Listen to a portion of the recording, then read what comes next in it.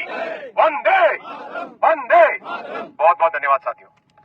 आज हम भारत के उस रेल मंत्री के बारे में बात करने आए हैं जो उड़ीसा के बालासोर में 3 ट्रेनों की दुर्घटना के बाद इस्तीफा देकर मुंह छुपाकर, जिम्मेदारी से मुंह छुपाकर भागा नहीं, बल्कि वहां पे 50 से 60 घंटे खुद मौजूद रहकर एक मजदूर की तरह काम करता रहा, ट्रैक खाली करवाने की कोशिश करता रहा, घायलों को अस्पताल पहुंचाने की कोशिश करता रहा, जो मर गए हैं, जो मृतक हो चुके हैं, उनके परिजनों तक लाश को सबको पहुंचाने का व्यवस्था करता रहा। और उसके बाद जय श्री राम और भारत माता की जय बोल करके उद्घोष कराकर ट्रैक को फिर से चालू करवाया। यानी कि वो अपनी जिम्मेदारियों से भागा नहीं, रेल मंत्री से के पद से इस्तीफा देकर के मुंह छुपाकर भागा नहीं। आज हम उसकी जो बात आपको बताने आए हैं और जो जैसा हुआ है वो जानेंगे तो आप हैरान रह जाएंगे।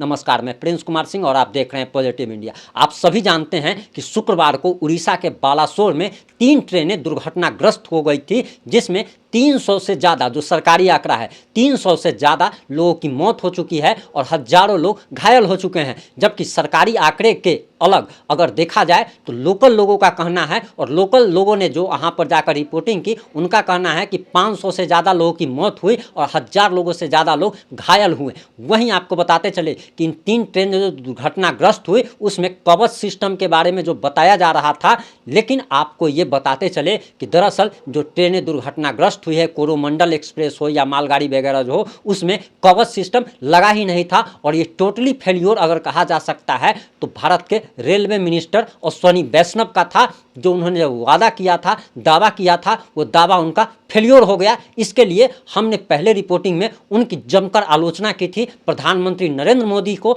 देश से माफ़ी मांगने को कहा था। लेकिन अगर कोई अच्छा कर रहा है तो अच्छाई और बुराई दोनों बताना हमारा कर्म बनता है कि अगर कोई नेता अगर अच्छा कर रहा हो तो उसकी अच्छाई भी जनता को बताएं, और कोई नेता अगर खराब कर रहा हो तो उसकी खराबी भी जनता तक पहुंचाने का हमारा काम है। तो आप ये बात जान लीजिए कि जब ट्रेनें दुर्घटनाग्रस्त होती थी, चाहे वो ममता बनर्जी हो, चाहे रेलवे मिनिस्टर नीतीश कुमार रहे हो, या ऐसे तमाम लोग हैं। इसमें नीतीश कुमार की आपको एक बात बताते हैं कि जब बिहार में ट्रेन दुर्घटनाग्रस्त हुई थी उसके बाद नीतीश कुमार ने इस्तीफा दे करके अपना पल्ला झाड़ लिया था, जिम्मेदारियों से अपने भाग चले थे और इस्तीफा दे दिया था। वहीं अश्विनी वैष्णव से भी इस्तीफा मांगा जा रहा था, राजनीति हो रही थी, लेकिन अश्विनी वैष्णव एक ऐसे व्यक्ति निकले जो कि पहले से राजनेता नहीं थे, ये नौकरशाह रह चुके हैं और जहाँ पे ये ट्रेन दुर्घटना हुई वहाँ के डीएम रह चुके हैं। और आपको बताते चले कि इन पर बड़ी सवाल उठाए जा रहे थे, लेकिन उन सभी के मुंह पर एक करारा तमाचा अश्विनी वैष्णव ने मारा है कि दरअसल अश्विनी वैष्णव ट्रेन दुर्घटना होने के बाद से लगातार घटना स्थल पर जमे रहे, खुद एक मजदूर की भांति राहत एवं बचाव कार्य में लगे रहे। एनडीआरएफ की टीम हो, भारतीय सेना के जवान हो, भारतीय वायुसेना के जवान हो, तीनों के साथ मिल करके कंधे से कंधा मिलाकर काम करते रहे। खुद एक मजदूर की भांति एक एक बोगी में घुस करके उसकी सफाई करते रहे, लोगों के दिवंगत जो लाशें हैं उनको निकालने का प्रयास करते रहे, लोगों को अस्पताल पहुंचाने का काम करते रहे। और इसी का नतीजा है कि मात्र 36 घंटा के अंदर में आप कह सकते हैं कि ट्रैक को फिर से चालू कराया गया और देश को पहला रेलवे मिनिस्टर ऐसा मिला है जो अपनी जिम्मेदारियों से भागा नहीं, अपनी मतलब कह सकते हैं इसको कि वो और जो रेलवे मिनिस्टर रहे हैं जब ट्रेनें दुर्घटनाग्रस्त होती थी ये लोग घटनास्थल पर भी नहीं जाते थे। और भारत के माननीय प्रधानमंत्री नरेंद्र मोदी मात्र 24 घंटा बीतने से पहले ही घटनास्थल पर पहुंचते हैं, खुद जायजा लेते हैं, राहत बचाव कार्य कैसे हो रहा है उसकी जायजा लेते हैं और वहां से खुद फ़ोन लगाते हैं और फ़ोन लगा करके रेलवे मिनिस्टर के सामने ही दोषियों की लिस्ट बनाने को तैयार करने को कहते हैं। और दोषियों की लिस्ट तैयार हो चुकी है। और आप एक बात जान लीजिए कि भारत के वही प्रधानमंत्री नरेंद्र मोदी है जो कि भारत में ऐसे ऐसे आतंकवादी घटनाएं हुई और भारत के प्रधानमंत्री ने इसका बदला लिया और पाकिस्तान में घुसकर बदला लिया। तो आप इस बात के लिए भी निश्चिंत रहिए कि इस ट्रेन दुर्घटना के दोषियों की लिस्ट तैयार हो चुकी है और उन सभी लोगों को काला पानी से भी बदतर सजा मिलने जा रही है। और भारतवासियों की यही मांग है कि इन ट्रेन दुर्घटना में जो लोग मरे हैं वो तो लौट कर नहीं आ सकते, लेकिन उनको इंसाफ दिलाने के लिए प्रधानमंत्री नरेंद्र मोदी से मांग है कि जो भी दोषी हैं उन सभी को जल्द से जल्द सजा का ऐलान किया जाए। वहीं आपको बताते चले कि भारत के रेलवे मिनिस्टर अश्विनी वैष्णव ने हरी झंडी दिखाकर फिर से ट्रैक को ये किया, और उन्होंने जब ट्रैक पर जब ट्रेन रवाना हुई तो उन्होंने जय श्री राम का उद्घोष लगाया, प्रणाम किया, और एक आम इंसान की तरह उनके चेहरे पर निश्चिंतता झलक रही थी कि अब सब कुछ सारा काम पूर्ण हो चुका है, सफलतापूर्वक हो चुका है। वहीं राजनीति करने वाले तो ये भी कह रहे हैं कि दरअसल ये हादसा नहीं बल्कि साजिश है। खैर ये तो अब जांच के बाद पता चलेगा, और इसके सीबीआई जांच की मांग खुद रेलवे मिनिस्टर अश्विनी वैष्णव ने की है, और इसकी जांच जो है वो बहुत जल्द अब पूरी होगी, और जांच के बाद जो दोषियों की लिस्ट तैयार है उन सभी को जल्द से जल्द सजा भी मिलेगी। लेकिन एक बात आप जान लीजिए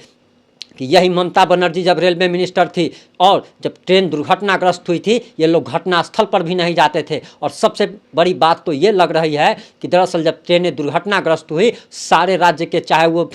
उड़ीसा के मुख्यमंत्री नवीन पटनायक हो या फिर पश्चिम बंगाल के मुख्यमंत्री ममता बनर्जी हो, ये घटनास्थल पर पहुंचते हैं। लेकिन बिहार के मुख्यमंत्री या तेजस्वी यादव जो उप मुख्यमंत्री हैं, इन लोगों का कोई भी अपनी जिम्मेदारी से ये लोग भाग जाते हैं। और इन्हीं के राजद पार्टी का, महागठबंधन का जो पत्रकार कहा जाता है, जिसको कि गंजेरी पत्रकार कहा जाता है, वो जब उड़ीसा में पहुँचा और वहाँ अस्पताल से वो खुद जब रिपोर्टिंग किया तो इन्हीं का पत्रकार जैसे हमको बीजेपी का एजेंट कहा जाता है, उसी तरीके से उसको आरजेडी का एजेंट कहा जाता है। और उस आरजेडी के एजेंट ने जाकर के वहां पर रिपोर्टिंग की और साफ साफ उसने खुद कहा कि दरअसल यहां पर बिहार सरकार की तरफ से कोई व्यवस्था नहीं की गई है, बिहारी मजदूरों के लिए कोई व्यवस्था नहीं की गई है, जो घायल हुए हैं या जो मर चुके हैं उनके लाश को परिजनों तक पहुंचाने की कोई व्यवस्था नहीं की गई है। उसी पत्रकार ने वहाँ के हॉस्पिटल से रिपोर्टिंग की, उड़ीसा के बालासोर के हॉस्पिटल से रिपोर्टिंग की कि दरअसल जिस भी राज्य के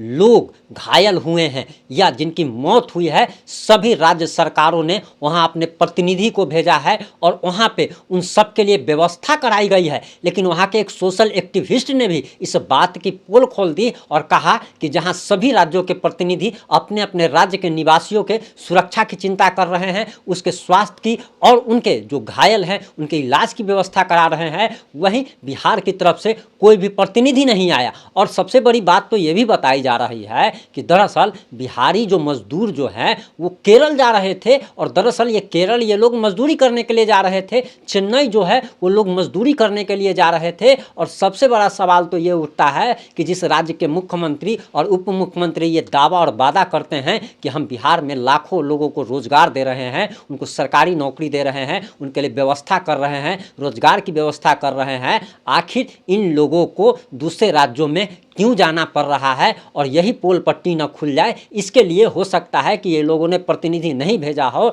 और ये लोग कितने संवेदनहीन हैं, इस बात से ज़रा समझने की कोशिश कीजिए कि जिस राज्य की जनता जाति के आधार पर वोट करती हो और इन लोगों को वोट दी हो, उस राज्य की जनता की इन लोगों को कोई फिक्र नहीं है। किसी को पीएम बनना है, किसी को सीएम बनना है, किसी को कुछ बनना है, यानी कि आप कह सकते हैं कि बिहार के जो भी नेता हैं इनको कुर्सी की चिंता है, इनको न लोगों की जान की परवाह है, न माल की परवाह है और ना ही लोगों की सुरक्षा की परवाह है। और इस पर लोगों का कहना है कि दरअसल ऐसा मुख्यमंत्री और उप मुख्यमंत्री दुनिया के किसी भी कोने में नहीं होगा। और इनकी भद्द पीट चुकी है, दूसरे राज्य के लोग भी जान चुके हैं कि दरअसल इन लोग की क्या व्यवस्था है, इन लोग कैसे सरकार चला रहे हैं, कैसे राज्य चला रहे हैं और अपने राज्य के निवासियों के लिए ये लोग क्या कर रहे हैं, ये सभी लोग अब समझ चुके हैं। और बिहार सरकार के नाकामियों की पोल एक बार फिर खुल गई। यही जब कोरोना के समय में जब बिहारी मजदूर बिहार से बाहर थे और बिहार लौटना चाहते थे, बिहार के माननीय मुख्यमंत्री नीतीश कुमार जी, जो कि निर्लज मुख्यमंत्री कहा जा सकता है,